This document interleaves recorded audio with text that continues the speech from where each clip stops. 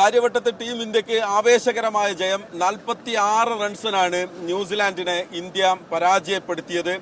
ഇഷാൻ കിഷന്റെ മിന്നുന്ന വെടിക്കെട്ട് സെഞ്ചുറി നമ്മൾ കണ്ടു. ഒപ്പം തന്നെ സൂര്യകുമാർ യാദവിന്റെയും ഹാർദിക് പാണ്ഡ്യയുടെയും ഒക്കെ വെടിക്കെട്ട് പവർ ഷോട്ട് ബാറ്റിംഗും നമ്മൾ കണ്ടു. ഒപ്പം തന്നെ ഹർഷദീപ് സിംഗിന്റെ വളരെ കൃത്യതയാർന്ന ബൗളിങ്ങും നമ്മൾ കണ്ടു. പക്ഷേ നമ്മൾ കാണാൻ കൊതിച്ച ഒന്ന് കണ്ടില്ല. സഞ്ജു സാംസന്റെ ബാറ്റിൽ നിന്ന് റൺ ഒഴുകുന്നത് കാണാൻ സാധിച്ചില്ല. അതിന്റെ നിരാശ ആരാധകർക്കുണ്ട്. പക്ഷേ അപ്പോഴും ടീം ഇന്ത്യ 4-1 എന്ന വലിയൊരു വിജയത്തോടു കൂടി പരമ്പര സ്വന്തമാക്കി വേൾഡ് കപ്പിന് ഇറങ്ങാൻ പോവുകയാണ്. എനിക്കൊപ്പം മീഡിയ വൺ സ്പോർട്സ് ഡെസ്കിലെ നമ്മളെ ജേർണലിസ്റ്റുകൾ ചേരുകയാണ്. സഫാൻ റാഷിദ്, ഒപ്പം ഹരിഗോവിന്ദ്, ഷറഫ്, 3 പേര്. ആദ്യം സഫാൻ, ഇന്ത്യയുടെ ഈ വിജയം ഒരു മികച്ച വിജയമാണ്. പക്ഷെ അപ്പോഴും 225ലേക്ക് ന്യൂസിലാൻഡ് എത്തി എന്നുള്ളത് ഒരല്പം ആശങ്കയുണ്ടാക്കിയ. ഫിൻ അലൻ അവിടെ ഉണ്ടായിരുന്നെങ്കിൽ ഒരു പക്ഷേ കളിയുടെ ഗതി ഇങ്ങനെ ആകില്ലായിരുന്നു. തീർച്ചയായിട്ടും ന്യൂസിലാൻഡിന്റെ ആദ്യത്തെ ഒരു 10 ഓവറിൽ കളി ഒരു 50-50 ചാൻസ് ആയിരുന്നു. പ്രത്യേകിച്ച് ഫിന്നലൻ അപ്രതീക്ഷിതമായിട്ടുള്ള ഒരു വെടിക്കെട്ട് പ്രകടനമാണ് നടത്തിയത്. മാത്രമല്ല ഇന്ത്യയുടെ പേസർമാർ 2 പേരും ഹർഷദീപും ജസ്പ്രീത് ബുംറയും ആദ്യഘട്ടത്തിൽ അടിവാങ്ങി. സാധാരണയായിട്ട് വളരെ കൺസിസ്റ്റന്റ് ആയി പന്തെറിയുന്ന ഒരാളാണ് വരുൺ ചക്രവർത്തി എന്ന് പറയുന്നത്. പക്ഷേ വരുൺ ചക്രവർത്തിക്കും ആദ്യ സ്പെല്ലിൽ നന്നായി അടി കുടുങ്ങിയതോടെ ഇന്ത്യക്ക് ആശങ്ക ഉണ്ടായിരുന്നു. പക്ഷേ സ്ഥിരം കാണുന്ന പോലെ ഇന്ത്യ ഒരു സെക്കൻഡ് ലാപ്പിൽ തിരിച്ചു വന്നാണ് കണ്ടത്. പക്ഷെ നമ്മൾ ഇതിന്റെ കൂടെ പറയേണ്ടത്, ഇന്ത്യ എനിക്ക് തോന്നുന്നത് ചരിത്രത്തിൽ ഏറ്റവും വലിയ ഹൈപ്പിൽ അല്ലെങ്കിൽ ഏറ്റവും ശക്തമായ ടീമുമായിട്ടാണ് ലോകകപ്പിന് വരുന്നത്. 2023 വെസ്റ്റ് ഇൻഡീസിനെതിരെ ഒരു 2020 പരമ്പര തോറ്റ ശേഷം ഇന്ത്യ ഇന്നേ വരെ ഒരു 2020 പരമ്പര തോറ്റിട്ടില്ല. അപ്പോൾ ടെസ്റ്റിലും ഏകദിനത്തിലൊക്കെ ഇന്ത്യക്ക് ഒരുപാട് തിരിച്ചടികൾ ഉണ്ടായി. പ്രത്യേകിച്ചും ഗൗതം ഗംഭീറിന്റെ കാലത്ത് ടെസ്റ്റിലും ഏകദിനത്തിലും 3 പരമ്പരകൾ ഇന്ത്യ തോറ്റു.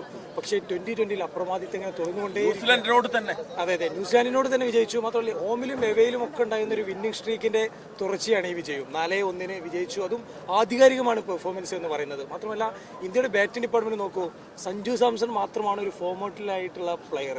ബാക്കി എല്ലാവരും തകർപ്പൻ ഫോമിലാണ്. അത് ഏറെക്കാലമായിട്ട് അങ്ങനെ തന്നെയാണ്. പക്ഷെ അതിൽ സൂര്യകുമാർ യാദവ് കുറച്ചു കാലമായിട്ട് അങ്ങനെ അല്ലായിരുന്നു. പക്ഷെ ഈ പരമ്പരയിലെ man of the series, player of the സീരീസും കൂടി നേടിക്കൊണ്ട് സൂര്യ അത്യുഗ്രൻ ഫോമിലാണ് തെളിയിച്ചു. കൂടെ നമ്മൾ പ്രതീക്ഷിക്കാത്ത, ഇതുവരെയും ഇന്ത്യയുടെ വിക്കറ്റ് കീപ്പർമാരെ പറഞ്ഞുകൊണ്ടിരുന്നപ്പോൾ സഞ്ജുവും ജിതേഷ് ശർമ്മയാണ് ഉണ്ടായിരുന്നത്. എവിടെയില്ലാത്തൊരു പേരായിരുന്നു ഇഷാൻ കിഷൻ എന്ന് പറയുന്നത്. പക്ഷെ അദ്ദേഹം ആഭ്യന്തര ക്രിക്കറ്റിൽ തകർപ്പ് പെർഫോമൻസിലൂടെ ഇന്ത്യൻ ടീമിലേക്ക് എത്തുകയും എന്താ പറയുക, ഒരു പ്ലെയർക്ക് കിട്ടാവുന്നതിൽ വെച്ച് ഏറ്റവും മികച്ച കംബാക്കാണ്. അതിൽ തന്നെ അദ്ദേഹം ഇന്ന് കളിച്ചത് അദ്ദേഹത്തിന്റെ എനിക്ക് തോന്നുന്നത് കരിയറിൽ ഏറ്റവും ബെസ്റ്റ് ഇന്നിംഗ്സ് ആണ് ഇഷാൻ കിഷൻ ഇന്ന് കളിച്ചിട്ടുള്ളത്. അങ്ങനെ ഇന്ത്യയുടെ ബാറ്റിംഗ് ലൈനപ്പ്, പിന്നെ നമ്മൾ ഫിനിഷിംഗ് നോക്കൂ. സാധാരണ ഇന്ത്യക്ക് ഫിനിഷർമാരുടെ കുറവുണ്ടാവുമെന്ന് പറയാറുണ്ട്. ഇപ്പൊ നിരന്ന് നിൽക്കുകയാണ് ഫിനിഷർമാർ. റിങ്കു സിംഗ് ഉണ്ട്, ഹാർദിക് പാണ്ഡ്യയുണ്ട്, ശിവൻ ദുബെ ഉണ്ട്.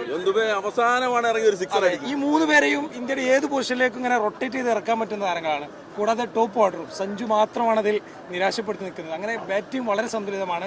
കൂടെ പേസ് ബോളിംഗ്, ബുംറ ഒരു പോയ കാലത്ത് ബുംറ അല്ല കുറച്ചു കാലമായിട്ട്. പക്ഷേ ഹർഷദീപ് ഇന്നും റൺസ് കൊടുത്തെങ്കിലും അദ്ദേഹം വിക്കറ്റ് എടുത്തു.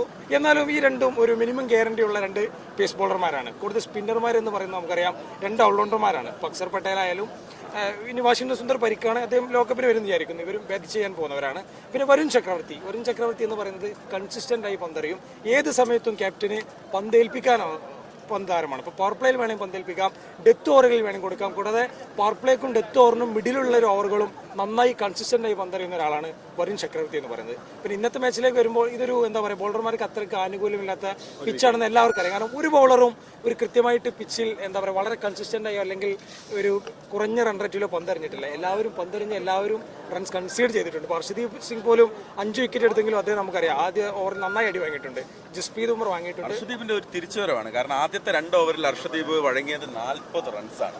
അവിടെ നിന്നാണ് അവസാന 2 ഓവറിൽ 11 റൺസ് മാത്രം വഴങ്ങി ഹർഷദീപ് 5 വിക്കറ്റ് എടുക്കുന്നത്. അപ്പം നേരത്തെ സഫാൻ പറഞ്ഞു തന്നെയാണ്, തുടക്കത്തിൽ ഒരു ആനുകൂല്യം കിട്ടാതിരിക്കുക, ഒരു സെക്കൻഡ് ലാപ്പിലേക്ക് വരുമ്പോൾ തിരിച്ചടിക്കുക എന്നുള്ളതായിരുന്നു ഇന്ത്യയുടെ തന്ത്രം. അതിൽ ഇന്ത്യയുടെ ബോളിംഗ് മികവിനേക്കാളും പറയേണ്ടതെന്ന് എന്താ പറയുക, ന്യൂസിലാൻഡിന്റെ ഒരു മിഡിൽ ഓർഡർ വളരെ നിരാശപ്പെടുന്ന പെർഫോമൻസ് ആണ്. ഒരു ഫിന്നലൻ നൽകിയ ഒരു സോളിഡ് പാർട്ണർഷിപ്പ് എന്ന് അവർക്ക് നന്നായിട്ട് ഒരു ചേസിങ്ങിൽ ഇനിയിപ്പോൾ എന്താ പറയുക 260 ഒരു ഇമ്പോസിബിൾ ടാസ്ക്കാണ് ഏറെക്കുറെ. എങ്കിൽ പോലും അവർക്കൊരു ക്ലോസ് കോണ്ടസ്റ്റിംഗിൽ നൽകാൻ കഴിയുമായിരുന്നു. പക്ഷേ അവരുടെ ഒരു മൂന്നാമന്മാരെയും പ്രത്യേകിച്ചും ഗ്ലെൻ ഫിലിപ്സിന്റെ വിക്കറ്റോട് കൂടി തന്നെ അവർ മത്സരത്തിൽ നിന്ന് ഔട്ടായിരുന്നു. ഞാൻ അവരുടെ നായകൻ മിച്ചൽ സാന്നർ ഇറങ്ങുന്നത് തോന്നുന്നു. അദ്ദേഹം ബാറ്റ് ചെയ്ത് ഇറങ്ങാൻ പോകുന്നതിന് അദ്ദേഹത്തിന്റെ ബോഡി ലാംഗ്വേജ് ഞാൻ എന്തിനോ വേണ്ടി പോകുന്നു എന്നുള്ള ഒരു ഫീൽ നമുക്ക് പ്രസ് ബോക്സിൽ നിന്ന് കാണുന്നുണ്ടായിരുന്നു. അവിടെ ചെന്ന് അദ്ദേഹം അതേ വേഗതയിൽ തിരിച്ചു പോരുകയും ചെയ്തു. അതായത് ഒരു 3-4 വിക്കറ്റുകൾ അവർ അനാവശ്യമായ ഷോട്ടുകളിലൂടെ മാത്രം കളഞ്ഞതാണ്. പ്രത്യേകിച്ച് ഫിന്നലൻ പോയതോടെ തന്നെ പിന്നെ രജിൻ രവീന്ദ്ര ഒരു ജസ്പ്രീത് ബുംറ 6 ഒക്കെ അടിച്ചപ്പോൾ അവർക്ക് ചെറിയൊരു ഹോപ്പ് ഉണ്ടായിരുന്നു. പക്ഷേ ഗ്ലെൻ ഫിലിപ്സിന്റെ വിക്കറ്റ് വീണതോടെ അവർ തീർന്നു. പിന്നീട് അവർക്ക് എനിക്ക് തോന്നുന്നത് ന്യൂസിലാൻഡിന്റെ ഫിനിഷർമാർ അത്രക്ക് ശക്തമായ ഒരു ഫിനിഷർമാർ ആ ടീമിൽ ഇല്ല എന്ന് തോന്നുന്നു. ജേക്കബ്സ്, മിച്ചൽ സാന്നറൊക്കെ പോലെയുള്ള എന്താ പറയുക ഒപ്പിക്കുന്ന ഒരു ഫിനിഷർമാരുമായിട്ടാണ് അവർ കളിക്കുന്നത്. അവരുടെ ഒരു ശക്തി ടോപ്പ് ഓർഡർ തന്നെയായിരുന്നു. ഇപ്പോൾ ഡയറി മിച്ചലൊന്നും വൺ ഡേയിൽ കളിക്കുന്ന പോലെ ഒരു കളിത്ത് എനിക്ക് തോന്നുന്നില്ല. T20 ഒരു ടീമിനെ ലക്ഷ്യത്തിലെത്തിക്കാൻ പറ്റുന്ന ഒരു പ്ലെയറാണെന്ന് തോന്നുന്നില്ല. അങ്ങനെ എനിക്ക് തോന്നുന്നത്. ഓക്കെ, ഞാൻ വരാം. അപ്പം ഹരിഗോവിന്ദ്, ഹരി ഇന്ന് ഞങ്ങൾ ഈ ഇത് തുടങ്ങുന്നതിന് മുൻപ് ഞങ്ങളൊന്ന് സംസാരിച്ച മാതിരി പറഞ്ഞു അഭിഷേക് ഒരു പക്ഷേ കളിക്കാൻ ഇറങ്ങില്ല എന്ന്. പക്ഷെ അഭിഷേകിന്റെ വെടിക്കെട്ട് ബാറ്റിങ്ങിലൂടെയാണ് നമ്മൾ കണ്ടത്. ഞാൻ സഞ്ജുവിലേക്കാണ് വരുന്നത്. സഞ്ജു സാംസൺ നമ്മളെ നിരാശപ്പെടുത്തി എന്നുള്ളതൊരു യാഥാർത്ഥ്യമാണ്. അപ്പോഴും സഞ്ജുവിൻ്റെ ഒരു ബോഡി ലാംഗ്വേജ് നമ്മൾ ടെലിവിഷനിൽ കളി കാണുന്നത് പോലെയല്ലല്ലോ. നമ്മൾ ഈ നേരിട്ട് കളി കാണുമ്പം സഞ്ജുവിൻ്റെ ഇന്നത്തെ ഒരു ബോഡി ലാംഗ്വേജ് വളരെ വീക്കായിരുന്നു. മഹേഷ്, തീർച്ചയായും ഈ ഒരു സീരീസ് എന്ന് പറയുന്നത് സഞ്ജുവിനെ വളരെയധികം മെന്റലി ബാധിച്ചിട്ടുണ്ടെന്നുള്ളത് നമുക്ക് ഈ അവസാന മത്സരത്തിൽ കൃത്യമായി കാണാൻ സാധിക്കുമായിരുന്നു. ഇപ്പം സഞ്ജു വാമപ്പിന് ഇറങ്ങിയത് മുതൽ നമ്മൾ ശ്രദ്ധിക്കുകയാണെങ്കിൽ അദ്ദേഹം വളരെ കോൺഫിഡൻസ് ഇല്ലാതെയാണ് ഗ്രൗണ്ടിലെ ഓരോ നിമിഷവും അദ്ദേഹം സമീപിച്ചിട്ടുള്ളത്. നമുക്ക് പ്രാക്ടീസിലാണെങ്കിലും അല്ലെങ്കിൽ ഓപ്പണിംഗ് ഇറങ്ങുമ്പോൾ പോലും അദ്ദേഹത്തിന് എന്താ പറയുക തല താഴ്ത്തി നോൺ സ്ട്രൈക്ക് എൻഡിലൊക്കെ നിൽക്കുന്ന ഒരു സഞ്ജുവിനെയാണ് നമ്മൾ കണ്ടത്. പിന്നെ ബാറ്റിങ്ങിലേക്ക് വരുമ്പോൾ 6 ബോൾ അദ്ദേഹം ഫേസ് ചെയ്തെങ്കിൽ അതിൽ 4 ബോൾ എഡ്ജാണ്. ആ 4 പോയ ബോൾ ഉൾപ്പെടെ 4 ബോൾ എഡ്ജാണ്. അപ്പോൾ ഒരു ബോൾ മിഡിൽ ചെയ്യാൻ പോലും സഞ്ജുവിന് പറ്റുന്നില്ല. അപ്പോൾ ഒരു കോൺഫിഡൻസിൻ്റെ ഒരു പ്രശ്നം തന്നെയാണ്. കാരണം നമ്മൾ സഞ്ജുവിനെ കുറ്റം പറയുമ്പോൾ ഈ ഒരു ആദ്യത്തെ 4 മത്സരങ്ങൾ അദ്ദേഹം വളരെയധികം നിരാശപ്പെടുത്തി. അതിൻ്റെ ഒരു പ്രഷർ ഏതായാലും ഉണ്ട്. അപ്പോൾ അവസാന മത്സരം ഹോം മാച്ച് കൂടെ കളിക്കാൻ എത്തുമ്പോഴത്തേക്കും ആ ഒരു പ്രഷർ എന്ന് പറയുന്നത് നമുക്ക് ഊഹിക്കാവുന്നതാണ്. അത് താങ്ങാൻ കഴിയാത്തതാണ്. പക്ഷേ സഞ്ജുവിനെ പോലെ ഇത്ര എക്സ്പീരിയൻസ് ആയ ഒരു പ്ലെയർ അതിനെയൊക്കെ അതിജീവിക്കേണ്ട ഒരു സമയമായിട്ടുണ്ട് ഇപ്പോൾ. അപ്പം ഒരിക്കലും നമുക്ക് ഇനി ഒരു കാരണമായിട്ട് പറയാൻ കഴിയില്ല. സഞ്ജുവിൻ്റെ ഭാഗത്ത് നിന്ന് കൂടുതൽ മികച്ച പ്രകടനങ്ങൾ വരേണ്ടതുണ്ട്. കാരണം നേരത്തെ നമ്മൾ സൂചിപ്പിച്ച പോലെ ശുഭ്മൻ ഗില്ലിനെ പോലെ ഇന്ത്യയുടെ ഒരു ഓൾ ഫോർമാറ്റ് ക്യാപ്റ്റനെയൊക്കെ ഒഴിവാക്കിയിട്ടാണ് സഞ്ജുവിനെ ഒരു പരിഗണിക്കുന്നത് ഇപ്പോൾ ഈ ടീമിലേക്ക്. അപ്പോൾ ഓപ്പണിംഗ് സ്ലോട്ട് തന്നെ കിട്ടിയിട്ടുണ്ട്. അപ്പം അങ്ങനെ ഒരു വലിയ ടാസ്കൊക്കെ സഞ്ജുവിനെ ഏൽപ്പിക്കുമ്പോൾ അത് വിനിയോഗിക്കാൻ കഴിഞ്ഞില്ലെങ്കിൽ സഞ്ജുവിന് അത് വലിയ പരാജയം തന്നെയാണ്. അപ്പോൾ കൃത്യമായ ഒരു സൂചന ഇന്ന് ഗൗതം ഗംഭീർ സഞ്ജുവിന് കൊടുക്കുകയാണ്. അത് എന്ന് പറയുന്നത് കീപ്പിംഗ് ഗ്ലൗ അദ്ദേഹത്തിൽ നിന്ന് ഊരിമാറ്റി എന്ന് തന്നെ പറയാം. അത് അഴിച്ചെടുത്ത് നേരെ ഇഷാൻ കിഷന് നൽകുന്നു. പക്ഷേ ഇഷാന് വലിയ തോതിൽ പെർഫോം ചെയ്യാൻ പറ്റിയതുമില്ല. ഇന്ന് ഒരുപാട് മിസ്റ്റേക്ക് അദ്ദേഹത്തിന് വരികയും ചെയ്തു. പക്ഷെ എന്നാൽ പോലും സഞ്ജുവിന് അതൊരു കൃത്യമായ സിഗ്നലാണ്. തീർച്ചയായും ഗംഭീർ അവിടെ ചിന്തിച്ചിട്ടുണ്ടാവുക എന്തായാലും സഞ്ജുവിൻ്റെ ഒരു ഫോം ഔട്ട് വിസിബിൾ ആണ്. അപ്പം പകരക്കാരനായ ഒരാളെ നമ്മൾ കണ്ടെത്തുമ്പോൾ ഇഷാൻ കിഷൻ മാത്രമാണ് വിക്കറ്റ് കീപ്പർ റോളുള്ളത്.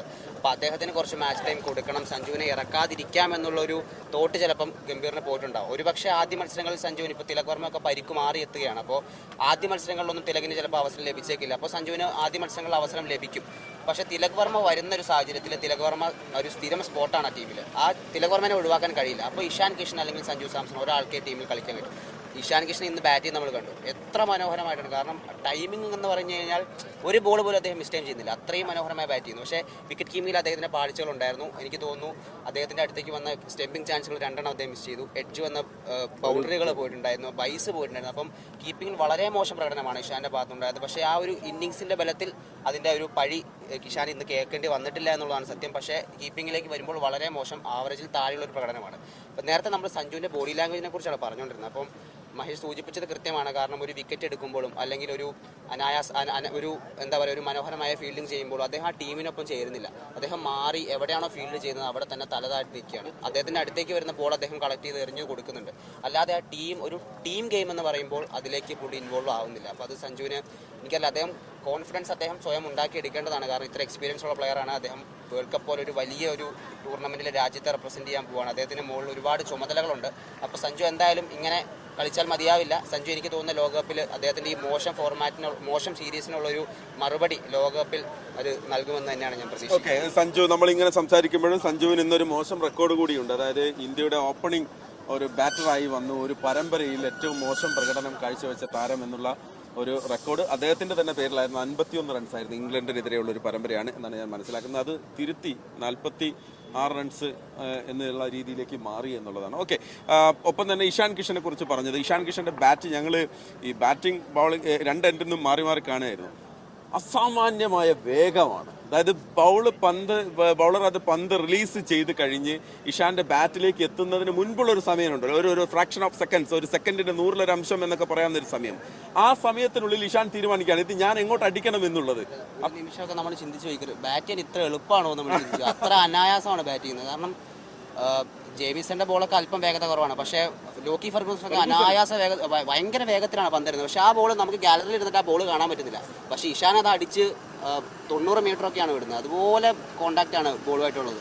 അപ്പം അദ്ദേഹം എനിക്ക് തോന്നുന്നത് അദ്ദേഹത്തിൻ്റെ കരിയറിലെ ഏറ്റവും മികച്ച ഫോമിലാണ് ഇപ്പോൾ ഉള്ളത്.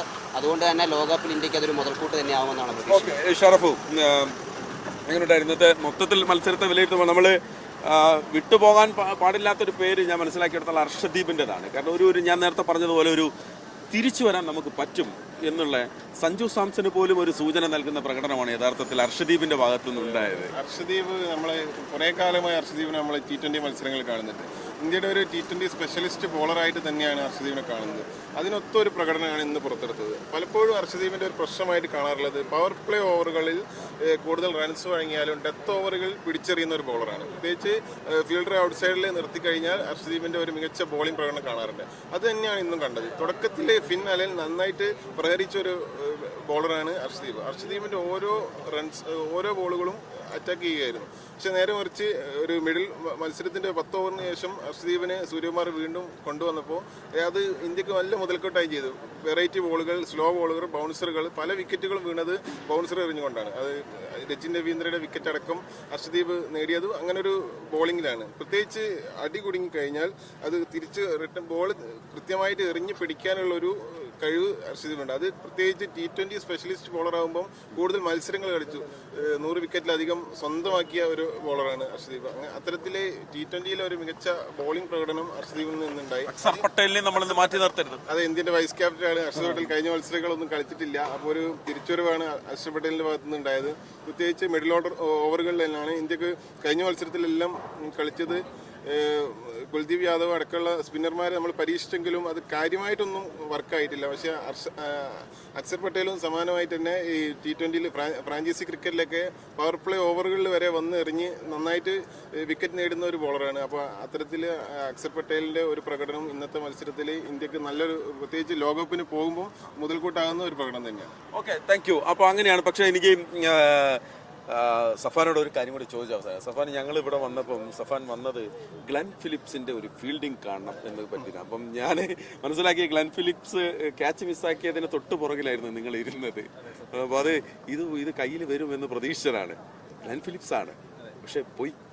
സത്യം പറഞ്ഞു കഴിഞ്ഞാൽ ഇപ്പോഴത്തെ വർത്തമാന ക്രിക്കറ്റിലെ ഏറ്റവും മികച്ച ഫീൽഡറാണ് ഗ്ലെൻ ഫിലിപ്സ്. ഇപ്പോൾ പോയ ചാമ്പ്യൻസ് ട്രോഫിയിലൊക്കെ നമ്മൾ കണ്ടതാണ്. അതിഗംഭീരമായ ക്യാച്ചുകളാണ്. അപ്പോൾ അത് നേരിട്ട് കാണുക എന്നുള്ളത് നമ്മുടെ ഭയങ്കര ആഗ്രഹമായിരുന്നു. ഞാനത് പ്രതീക്ഷിക്കുകയും ചെയ്തു. പക്ഷേ അദ്ദേഹം ഫീൽഡിലും ബാറ്റിലും ഭയങ്കരമായിട്ട് നിരാശപ്പെടുത്തിയൊരു സംഭവമാണ്. അല്ല, ഒരു കാര്യം കൂടി എനിക്ക് പറയേണ്ടത്, നമ്മളിപ്പോൾ സഞ്ജുവിൻ്റെ വേർഷനാണ് നമ്മളിതുവരെ പറഞ്ഞത്. സഞ്ജു നാട്ടിൽ ഫോമായില്ല എന്നുള്ള കാര്യമാണ്. പക്ഷെ നമ്മൾ തിരിച്ചു ആലോചിച്ച് നോക്കിയാൽ ഇഷാൻ കിഷൻ എന്ന് പറയുന്ന താരത്തിൻ്റെ ആംഗിൾ നോക്കിയാൽ അദ്ദേഹത്തിന് ഒരു ഹീറോയിക് മൊമെൻ്റ് ആണ്. അദ്ദേഹത്തിൻ്റെ ടീമിൽ ഏറ്റവും കോമ്പറ്റീഷൻ ഉണ്ട് എന്ന് പറയുന്നത് സഞ്ജു സാംസണാണ്. ആ സഞ്ജു സാംസണിൻ്റെ നാട്ടിൽ വന്നിട്ട് ഏറ്റവും നിർണായകമായ ലോകകപ്പിന് മുമ്പുള്ള മത്സരത്തിൽ വന്നിട്ടാണ് അദ്ദേഹം തകർപ്പ് പെർഫോമൻസ് നടത്തുന്നത്. മാത്രമല്ല അദ്ദേഹം ഒരുപാട് കാലമായിട്ട്, വർഷങ്ങളായിട്ട്, എനിക്കൊന്ന് 2-3 വർഷമായിട്ട് T20 ടീമിൽ ഇല്ലാത്ത ഒരാളായിരുന്നു. മൊത്തത്തിൽ അദ്ദേഹത്തെ മാറ്റി നിർത്തിയിരിക്കുകയായിരുന്നു. മാത്രമല്ല അദ്ദേഹത്തിനടുക്ക് BCCI ഒരു ബാനും കിട്ടിയിട്ടുണ്ടായിരുന്നു. അതാണ് മൊത്തത്തിലൊന്ന് മാറ്റി നിർത്തിയാണ്. പക്ഷെ അതൊരു വമ്പൻ തിരിച്ചുവരവ്.